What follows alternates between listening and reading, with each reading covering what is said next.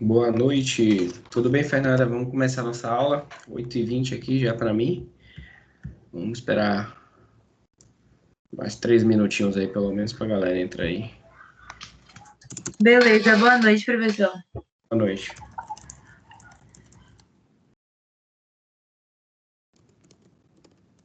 De novembro.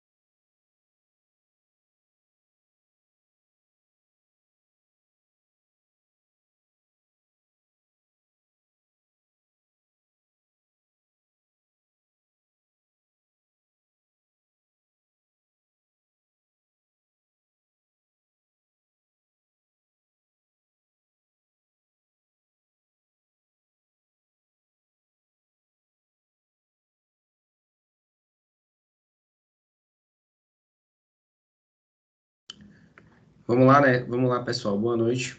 Vamos começar nossa aula. Hoje a gente está no dia 30 de novembro, a gente vai estar na nossa aula 9, se eu não me engano, né? Hoje a gente vai falar sobre a ferramenta QFD, né? Que é Quality Function Deployment, que é desdobramento da função qualidade. Essa ferramenta, ela faz parte das DFX, né?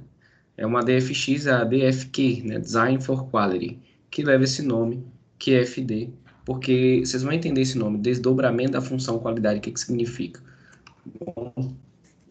Então, quando a gente fala, né, nessa ferramenta, é uma ferramenta bem utilizada, nasceu dentro do berço ali das montadoras automotivas e dali ela foi tendo aplicações em todos os ramos industriais, eletroeletrônicos, principalmente a produção de veículos, mas tem aplicações até em serviços, né, desse tipo de ferramenta. Daqui a pouco eu vou até indicar um artigo para vocês lerem sobre QFD.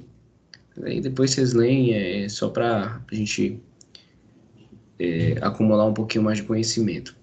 Então, ela vem da sigla, né, QFD vem de Quality Function Deployment, e é uma função muito importante porque ela é uma ferramenta muito visual. A gente vai ver hoje num exemplo que ela é extremamente visual, extremamente fácil de ser utilizada, mas que precisa de algumas considerações importantes de dentro da fábrica. Então, o exemplo que eu vou trazer hoje, vocês já vão observar que depende muito do conhecimento da fábrica, do conhecimento do processo, para que você faça um QFD correto. Não é qualquer pessoa que tenha pouca experiência naquele processo, naquele produto, que vai conseguir fazer um QFD perfeito. Tem que ser o cara ali que tem expertise maior, que conhece todo o processo de produção, que conhece o produto de cabo a rabo, para poder fazer esse QFD. Então, em termos de conceito, né, ela vai traduzir as necessidades do cliente em especificações de produto em todas as fases do nosso processo. Desculpa. Então, a gente sabe que para você adquirir essas informações dos clientes, a gente precisa de alguns meios, né? E hoje em dia a gente vê bastante isso na internet, pesquisas de mercado, ou até mesmo, né, informações que a gente dá utilizando o próprio produto. Então, você está utilizando seu computador, você está utilizando seu celular, você vai enviando informações o tempo todo para as empresas que produzem esses produtos. Tá? Então, esses meios de interações com clientes, eles vieram se desenvolvendo, tornando-se cada vez mais digitais. Então, antes o que você tinha ali uma prancheta, um carinha com a prancheta, fazendo pesquisa de satisfação, pesquisa de novos produtos nas ruas, hoje você não vê mais, né? Tanto por conta da pandemia, né? Mas também pela evolução dos meios tecnológicos. Costumo falar também que essa pandemia, ela só veio para acelerar mais, muito mais o que já estava acontecendo, né?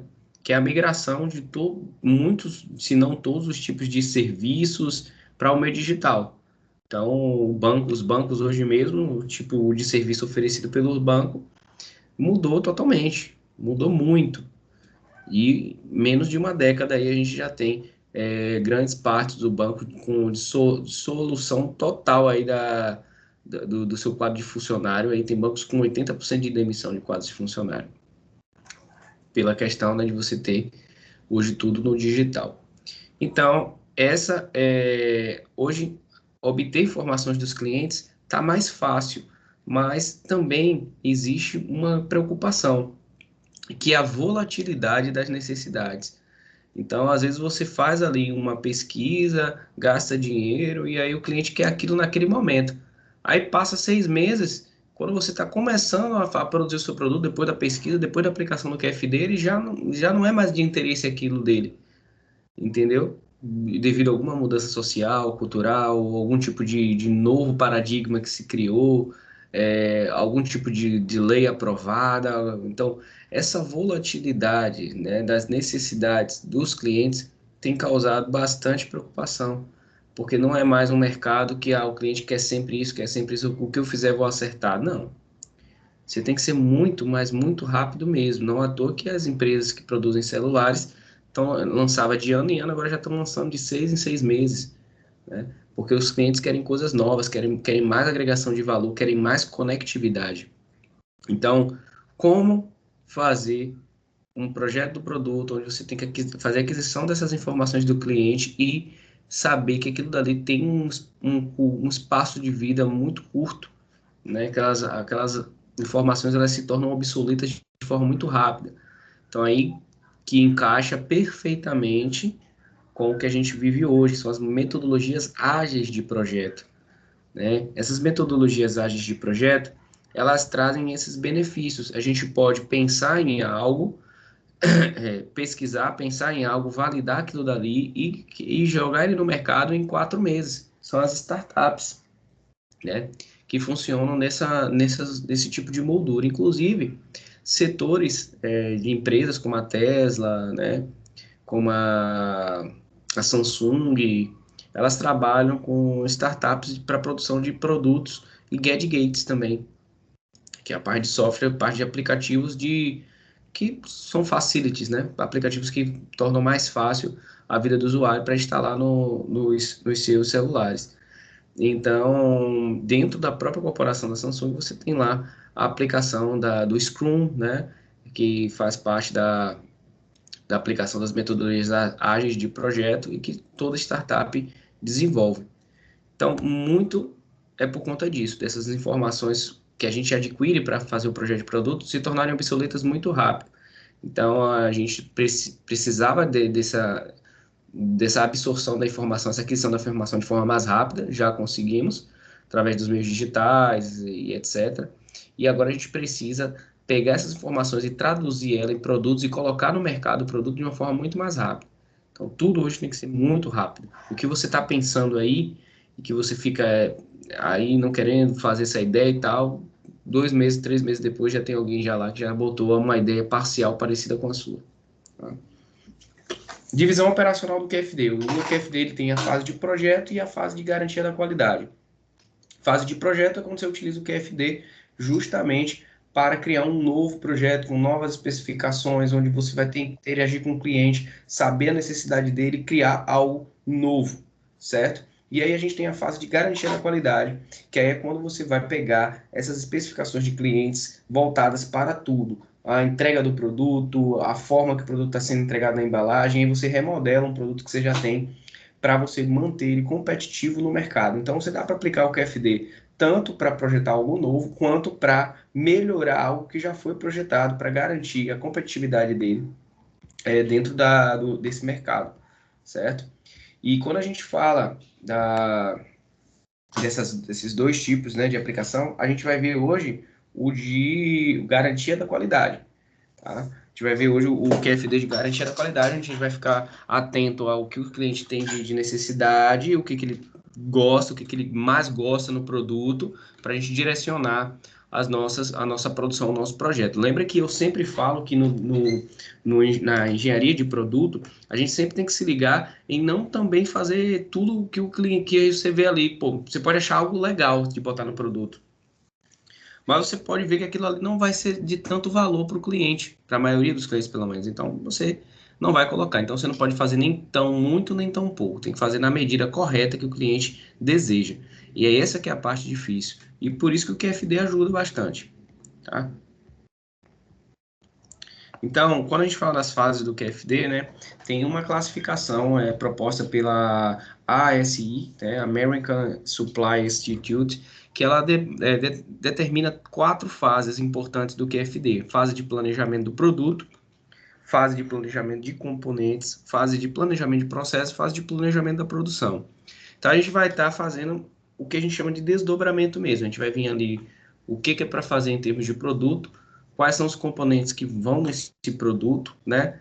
Quais são os processos que eu preciso desenvolver para produzir esses componentes ou para montar esses componentes no produto e quais são as estratégias produtivas, né? Gerenciamento de estoque, gerenciamento da cadeia de suprimento que eu vou utilizar para produzir isso com o menor valor possível, maior qualidade dentro do prazo.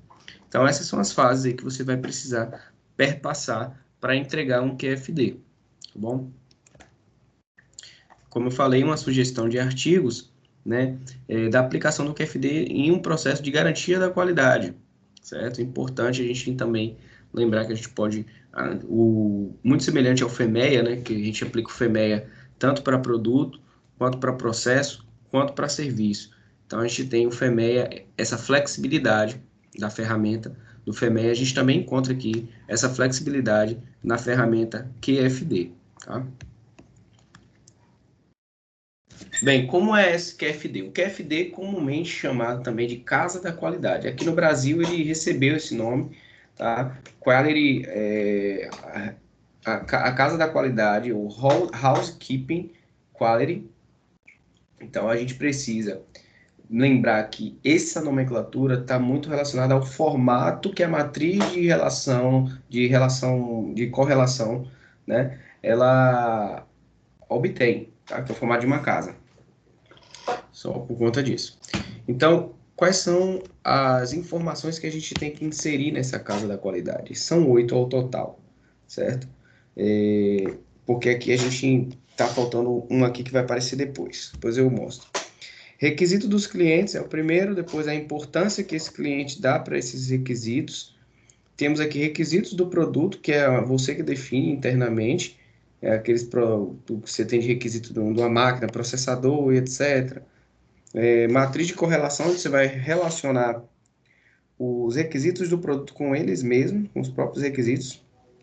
Aqui você tem a matriz de relacionamento, onde você vai relacionar requisitos do produto com requisitos do cliente. Aqui você tem o benchmark competitivo, que você vai buscar as informações relacionadas aos seus concorrentes no mercado, ao produto que você está analisando. E aqui embaixo você vai quantificar os requisitos do produto no final, tá? Então, cada um desses aqui a gente vai ver agora. Pronto, a gente tem a casa da qualidade, cada um dos itens que vão na casa da qualidade, certo? E o que se faz, né? Então, no primeiro item a gente tem requisitos do cliente, tá? No segundo item, importância dos requisitos. No terceiro item, benchmark com produtos dos concorrentes. No quarto, requisitos do produto. No 5, matriz de relacionamentos. No 6, quantificação dos requisitos do produto. E no 7, matriz de correlação. Atividades associadas ao desenvolvimento do produto. As três primeiras aqui, ó, identificar os requisitos dos clientes do produto. Então, todas essas três atividades aqui, elas estão relacionadas ao cliente especificamente. É do cliente que você vai obter as informações. Então, requisitos do cliente, importância desses requisitos e benchmark com produtos dos concorrentes, que é você mesmo que vai buscar essas informações, né? Você vai encontrar isso através do cliente que consome aquele seu produto. No 4, você tem requisitos do produto e matriz de relacionamento. Isso daí está relacionado ao engenheiro, você vai procurar o engenheiro de produto ou a equipe que participou do desenvolvimento do produto, e você vai pegar e vai buscar quais são os requisitos que o produto tem. Quando você pede um requisito dos sistemas de um computador, você vai ver lá, memória, capacidade de wireless, processador, HD, tudo isso você vê, são requisitos do produto. E a matriz de relacionamento, você que vai também desenvolver relacionando os requisitos do produto e os requisitos do cliente, o item 1 e o item 4. E por último, a quantificação dos requisitos do produto e a matriz de correlação, que aí é onde você vai estar definindo as especificações do produto. Tudo vai ter um porquê, você vai ter que também ter um pouquinho de subjetividade nessa ferramenta, a gente vai ver daqui a pouco. Rola muito de subjetividade e acontece muito de você entender o produto. Eu demonstro isso demais. A gente vai ver um produto e a gente acha que o produto é muito simples, a gente consegue entender as relações, por exemplo, dos insumos que tem naquele produto, mas às vezes não é. Às vezes a gente não tem a capacidade de análise global de um produto e só o cara que é experiente, que tem a expertise naquela área, naquele produto, que vai saber tudo sobre ele. Então esse cara tem que estar fazendo o QFD. Vamos ver um de cada um. Olha porque a gente dá um nome, né, de desdobramento da função qualidade. Porque a gente vai estar verificando esse desdobramento mesmo. A gente vai vir, ó, da casa da qualidade, a gente vai vir para o sistema, do subsistema a gente vai vir para do sistema a gente vai vir para o subsistema, componentes, processo e produção. Fazendo uma escadinha, desdobrando. E aqui é o sentido da informação. Então, você vai ter uma informação vindo daqui, entrando na casa da qualidade, que a gente vai fazer daqui a pouco. Essa informação da casa da qualidade, ela vai sair para o sistema inteiro, né? O sistema de gestão da informação inteiro. Vai para os subsistemas, sistema de produção, de aquisição de insumo, de pessoal, de financeiro. Vai para os componentes, para desenvolvimento de componentes, vai para o processo, quais são os tipos de processo, o tipo de controle de processo, vai para a produção, qual é a estratégia de produção que você vai aplicar, tá? MTS, MTP, MTO, ETS, tem tudo isso. Então, por isso o nome desdobramento da função qualidade. Principais benefícios da aplicação: primeiro, melhoria da confiabilidade, porque você vai estar fazendo um processo pautado no que o seu cliente realmente deseja. Tá? Então, você vai estar criando ali, ou pelo menos a maioria deles, né? Criando um produto que vai estar enxuto, ele vai ter apenas o que o cliente está querendo, ou você vai tentar fazer isso pelo menos, nem nada mais, nem nada menos. Redução dos tempos e custos, então o seu lead time de processo vai demorar, porque você vai deixar de produzir ou de fazer alguns tipos de processos que não são necessários, porque eles não vão agregar valor. E, consequentemente, isso vai impactar nos custos. Redução nas mudanças de projeto. Como você vai ter ali, né? Se você fez um QFD bem,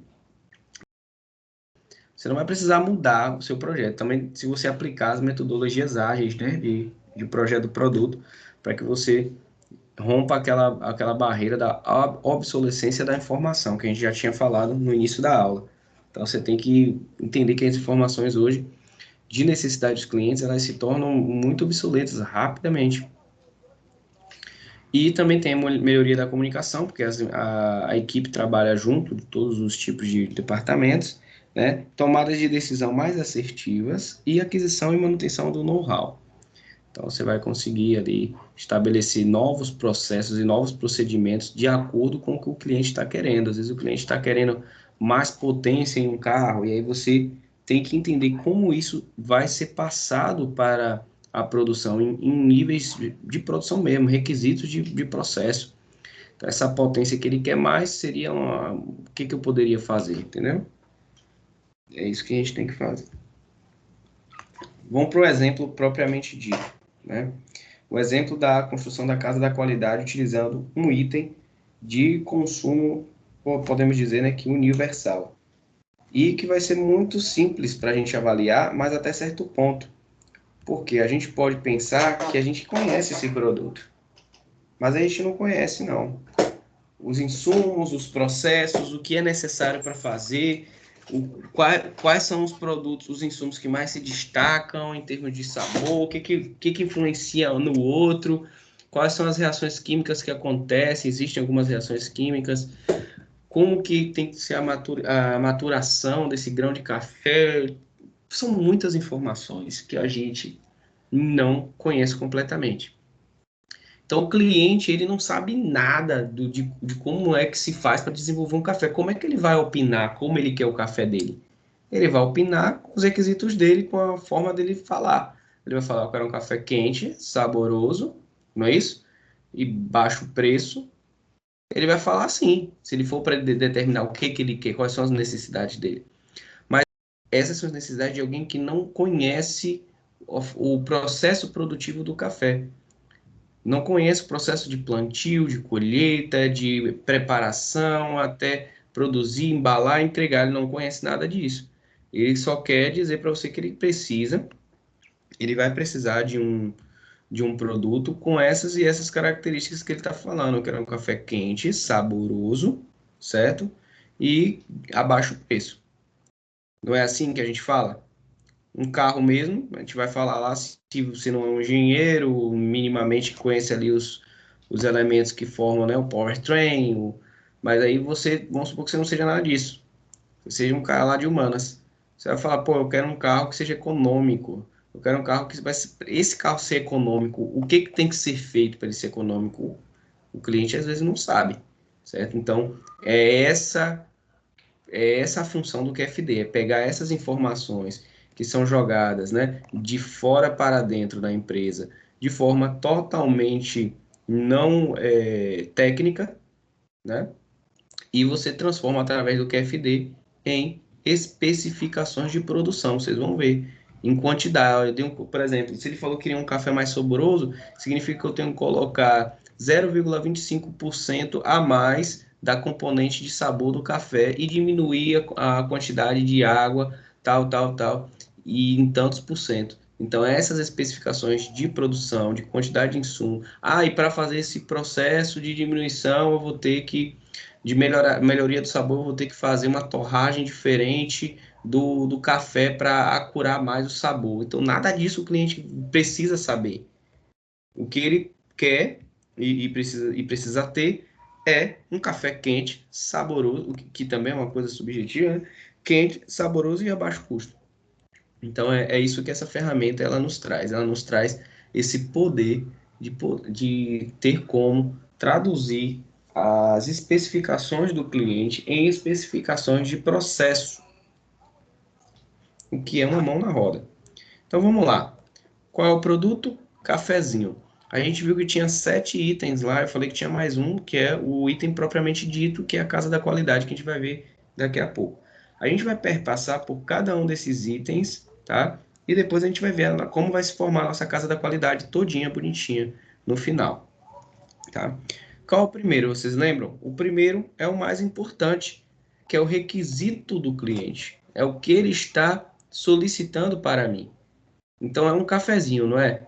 Beleza, aí você faz lá um estudo, obviamente você faz uma pesquisa de mercado, vai lá um Google Forms, bota lá e pergunta para uma porrada de gente que consome café quais são os itens que eles dão mais valor, né?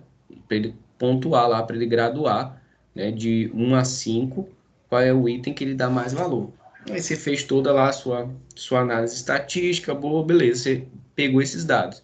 Os dados que você pegou, lembrando, gente, que isso aqui é um estudo de caso, feito, retirado de um trabalho, tá? Então, é a perspectiva de quem fez, é um exemplo. Possa ser que vocês tivessem encontrado dados diferentes e fizessem em outro tipo de nicho de pessoas e tal, mas é uma foto, é um cenário imutável. Então, aí a gente tem quais foram os requisitos obtidos através da pesquisa. Os requisitos são um café quente, estimulante, saboroso e de baixo preço. E aí, nessa pesquisa, ele também requisitou a importância de cada um desses requisitos para o cliente. Quente, a importância 5. Estimulante, a importância 2. Saboroso, a importância 4. Baixo preço, a importância 2. Certo? Então, de 1 a 5, sendo 1 baixa importância, 5 muita importância, eles classificaram assim, esse grupo que foi analisado.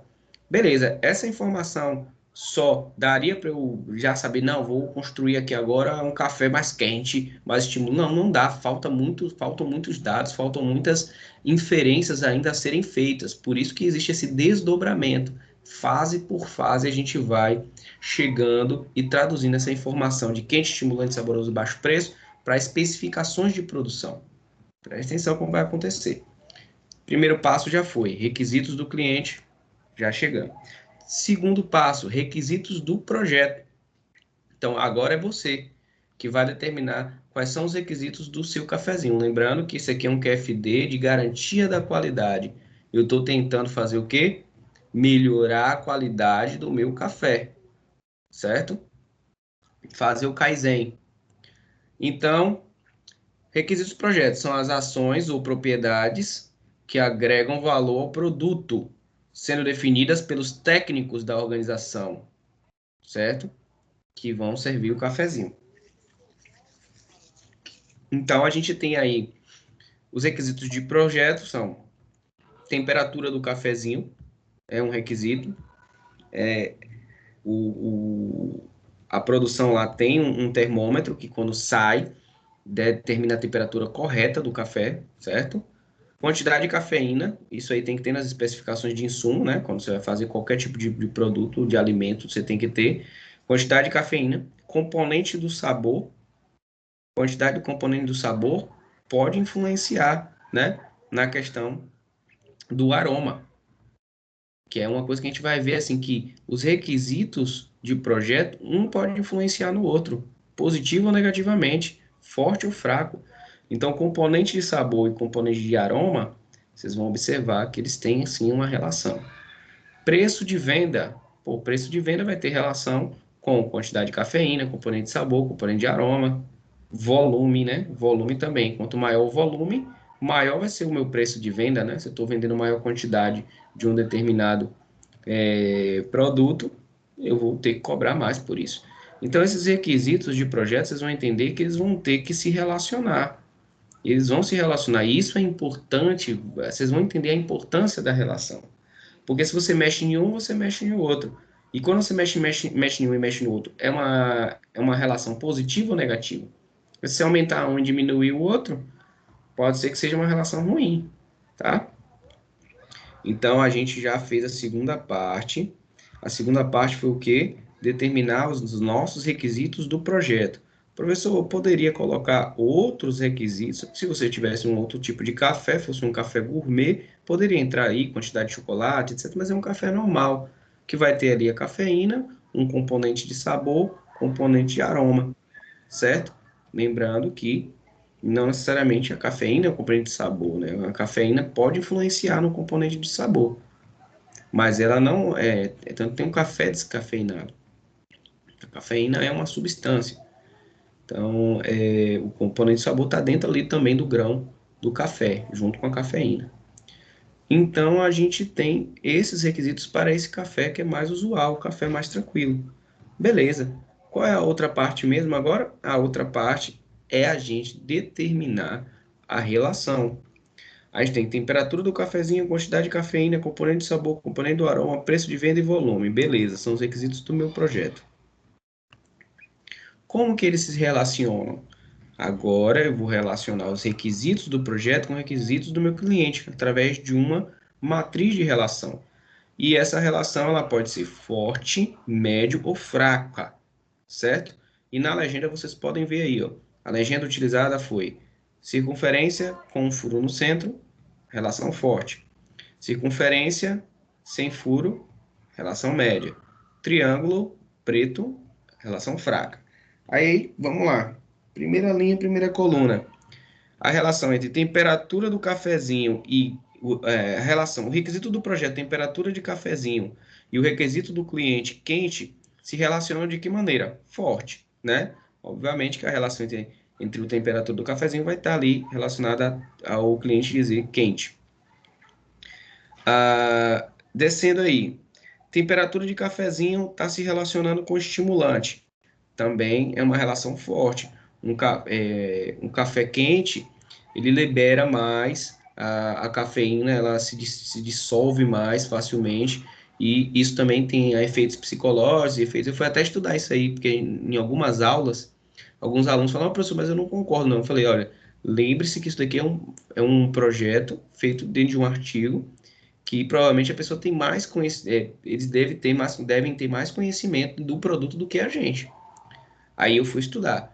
Temperatura influencia no estímulo? Totalmente. Falando lá sobre as relações fisiológicas e psicológicas.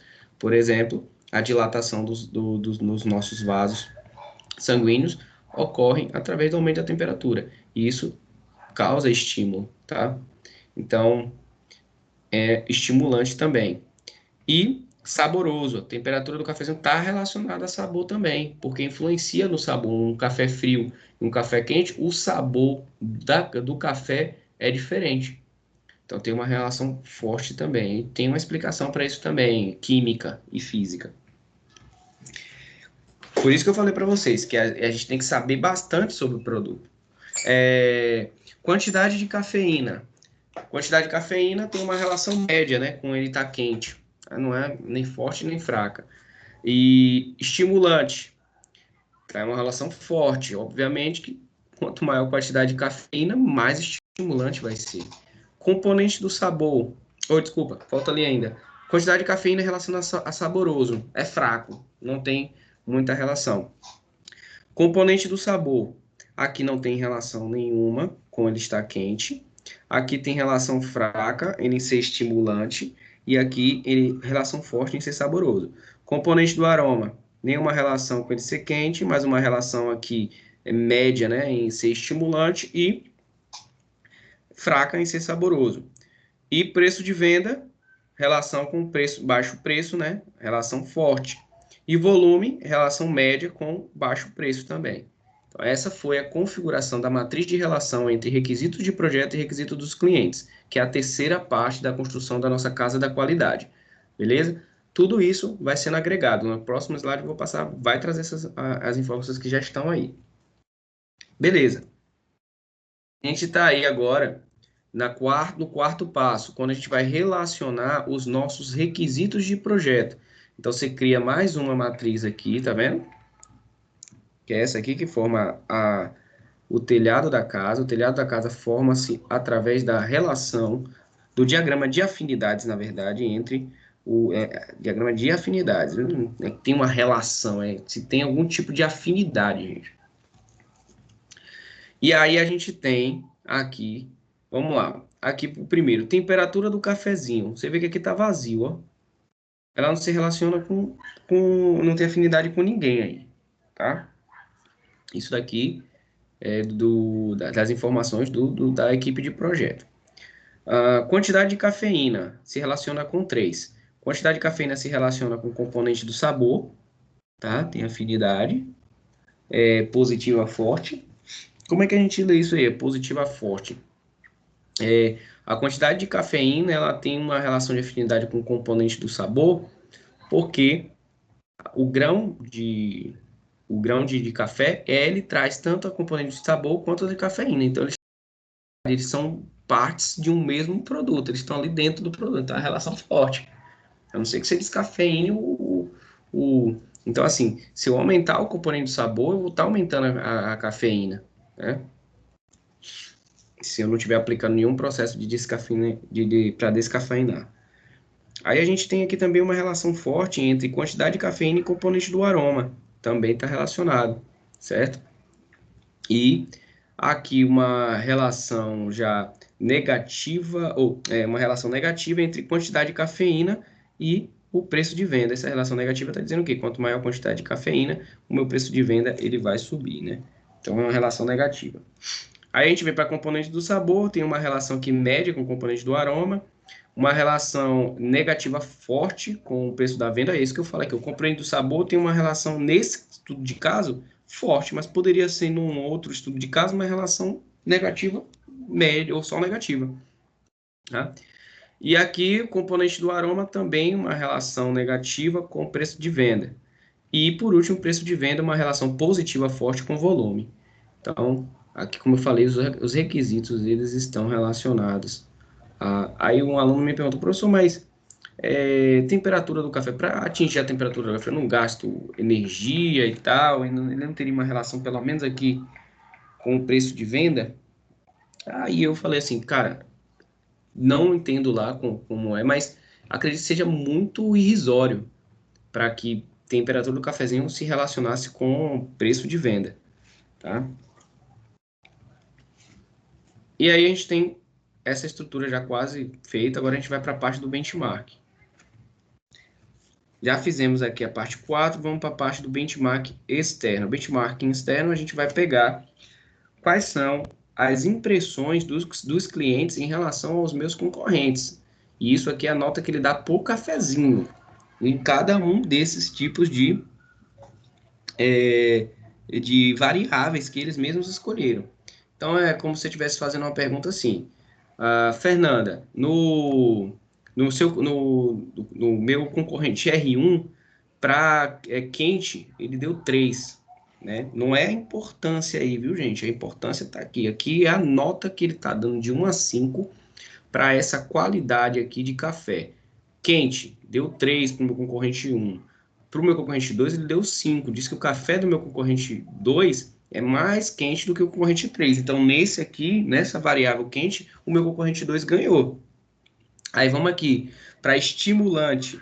Estimulante, ele disse que o concorrente 1 é 1 e o concorrente 2 é 3. Ganhou novamente aqui o meu concorrente 2, que tem um café mais estimulante. Saboroso. Saboroso, ele disse que é empate, tá? Os dois têm o mesmo nível de sabor. E baixo preço, o concorrente 1 ganhou disparado aqui, tendo o maior baixo, o menor preço e o R2 um preço elevado, certo? Então, a gente tem aqui esse tipo de relação, obviamente, como falei para vocês, isso aí é uma foto, é um estudo de caso. Essa informação é importante por quê, pessoal? Porque você consegue entender como que o seu cliente está visualizando e nivelando os requisitos dele em relação aos seus concorrentes. Falta o que agora você fazer? Falta você fazer o seu próprio benchmark, o benchmark interno, para você entender como que está essa questão da temperatura do cafezinho, quantidade de cafeína, componente de sabor, aí você pode fazer esse estudo para determinar como está cada um desses requisitos. Aí você faz o benchmark interno, aonde você vai conseguir verificar o desempenho, né, em relação aos...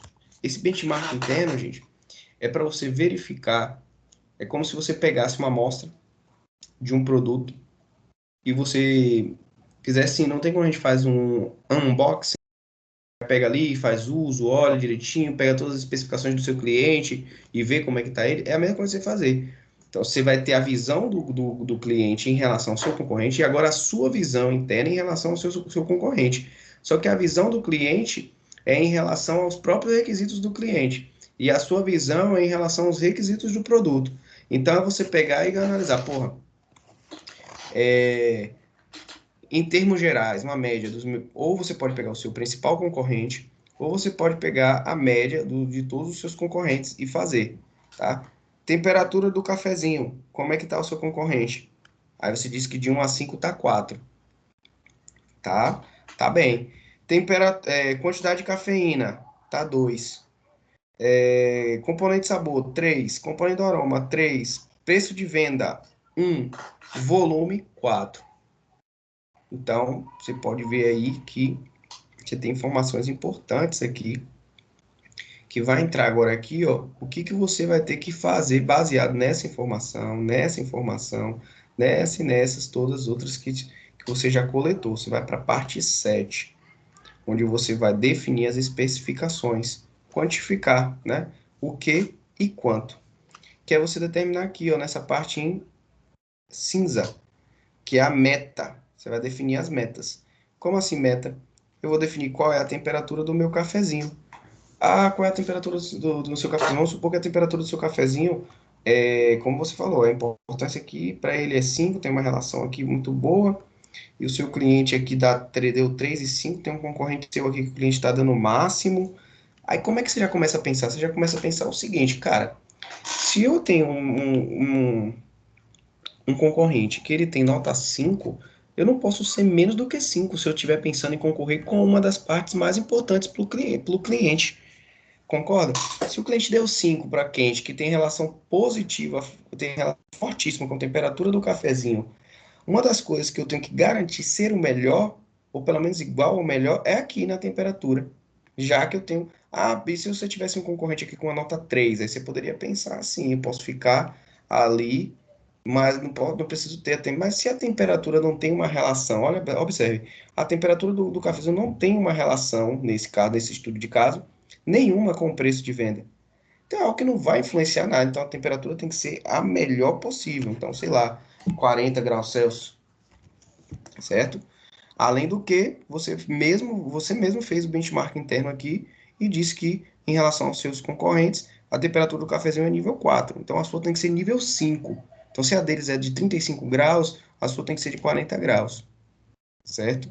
Então, essas informações dá para você, obviamente que é um pouco subjetivo, mas permite você ter esses tipos de inferência. Então isso já vai entregar aqui uma especificação.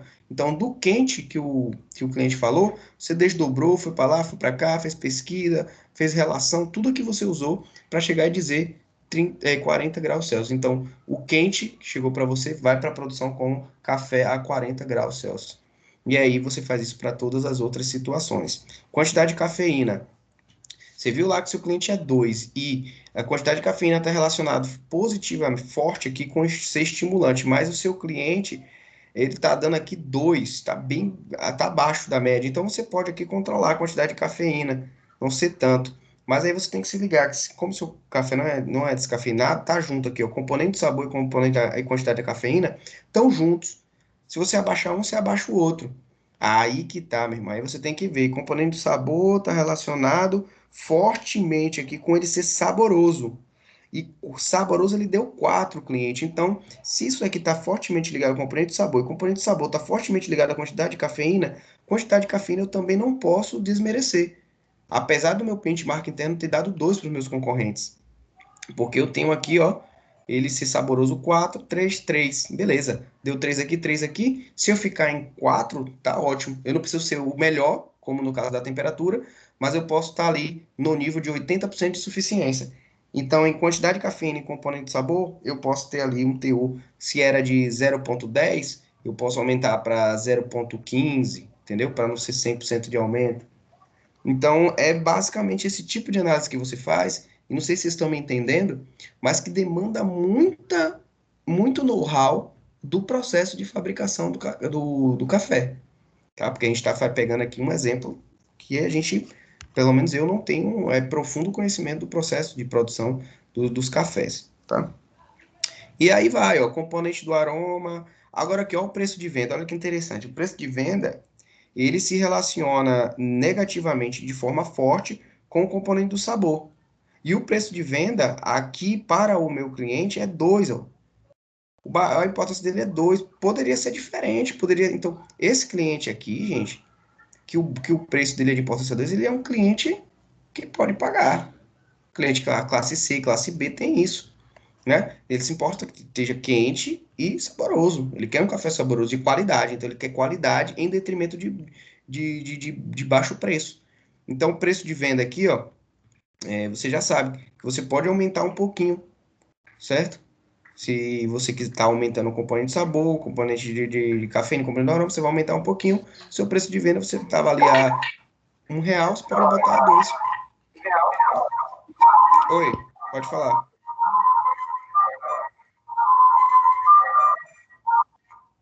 Ah, beleza.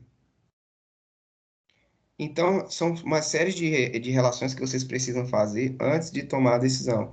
Volume. Volume, o cliente não tem uma relação aqui, ó. A relação do volume é com baixo preço, né? É uma relação média. E o volume e a importância para o cliente do baixo preço é 2. Então, o volume é uma coisa que você não precisa mexer. Pode até diminuir. Você pode até diminuir. Nesse cenário todo aqui, gente, o que que dá para entender? Que o cliente quer que não se quer não se importaria em ter uma menor quantidade de café com o preço de venda maior, desde que o sabor dele e a temperatura dele fossem o melhor de tudo. Então você podia topar aqui, ó, botar no máximo sabor, que envolveria, obviamente, componente do sabor, e envolveria cafeína, porque a componente de sabor tá ligado com cafeína. A gente tem que lembrar disso. Que apesar da cafeína ter uma relação fraca com o sabor, a quantidade de cafeína está relacionada positivamente forte com o componente do sabor, certo? Aí não tem, aí você tem que fazer mesmo. Cafeína e componente de sabor, você vai ter que aumentar o teor de ambos os dois, porque eles estão ligados. Então isso dá pra gente enxergar o quê? Que existem coisas que a gente não pode, vou mexer só nisso aqui. Porque quando você mexe isso aqui, se você não tem um estudo, não faz uma QFD, você está mexendo em outra coisa que você nem sabe. E pode ocasionar insatisfação para o cliente, certo? Ou pode aumentar um preço que você não tinha previsto. E no final você tem que analisar tudo mesmo, para você saber aonde você tem que se posicionar. Então, para mim, essa é uma ferramenta sensacional em termos de aplicação da qualidade e de garantia da qualidade, porque ela permite você se posicionar a qualidade do seu produto em relação ao seu cliente, em relação ao seu concorrente, para você não fazer nem tão, nem muito, nem tão pouco, fazer na medida correta para que seu cliente fique satisfeito, compre seu café e você também não tenha custos exorbitantes, certo? Essa é a nossa ferramenta QFD aplicada aí em todos os seus níveis, tá? Então, no final, você tem aí a oitava parte que eu tinha falado, que é a casa da qualidade pronta, montada. Obviamente que aqui teria que ter, né, as especificações, mas a gente não sabe, por isso que ficou só aqui em termos genéricos, né? Mas obviamente que o próprio técnico ou o responsável pela produção ia preencher isso daqui, que são as especificações de produção. Aí, acaba aí? Não, não acaba. Por quê? Aqui é só a primeira parte, uma parte importante. Mas daqui dessas especificações, tem especificações de produto. Mas a gente sabe que a casa da qualidade, ela vai descendo, como a gente viu aqui, ó.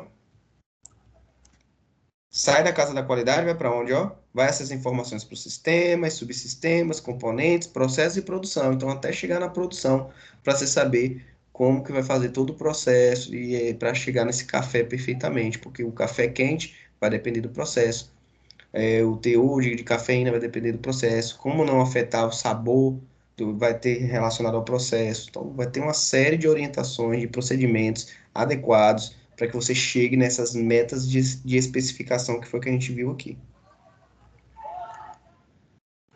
Então, é mais uma ferramenta aí, clara, que vocês podem aplicar em qualquer tipo de situação, mas aviso, é uma ferramenta que é para pessoas que tenham um nível de proximidade com o produto e o processo. Não é para qualquer um aplicar, pegar um processo e aplicar sem saber, não. Você tem que conhecer o processo, conhecer o produto, trabalhar lá para você fazer esse tipo de aplicação da Casa da Qualidade. Beleza? Então é isso. Vou só falar um pouquinho sobre as nossos próximos encontros. No dia. Já passei o plano diretor para vocês. Outra coisa, agradeço pra caramba aí a sensibilização de vocês. Só dando feedback, o meu tio ele ficou 4 dias na UTI sedado, mas ele já tá respondendo, já tá tendo sensibilidade a acenos, né, e tal, mas ele ainda tá meio assim em recuperação, né? A gente tá rezando bastante para que ele se recupere sem sequelas, que é isso que importa pra gente. Mas obrigado mesmo pelas mensagens aí de sensibilização de vocês e a compreensão de sempre. E em termos da nossa disciplina, já passei o plano diretor para vocês. Se tiverem alguma dúvida, pode me perguntar no WhatsApp, precisar de alguma orientação a mais do que está lá no plano, só é falar comigo. Na próxima semana a gente vai ter aula na segunda e na quarta-feira, tá bom? Que aí a gente vai estar fechando o nosso conteúdo e na quarta-feira, eu vou estar enviando, na quarta-feira, dia 9, eu vou estar enviando para vocês a prova já. E vocês me entregam, pegam essa prova no dia 9 e me entregam no dia 14, na segunda-feira, por e-mail. Certo? Na segunda-feira, no dia 14, vocês me mandam primeiro, não teremos mais aula. Eu vou pegar todas essas provas e corrigir. Porque no dia 16 eu tenho que lançar essas notas para vocês. Tá bom? Eu mando isso no WhatsApp tudo direitinho, mas é assim. Próximos dias 7 e 9, temos aula normal, certo? Aula síncrona. No dia 9 mesmo, eu vou disponibilizar a prova. E no dia 14, vocês vão me entregar a prova e o trabalho. Tá bom? Só isso? É isso mesmo. Entrega uma prova e o trabalho, a gente fecha tudo. Então, vamos encerrar aqui a gravação. Depois mando essa aula para vocês.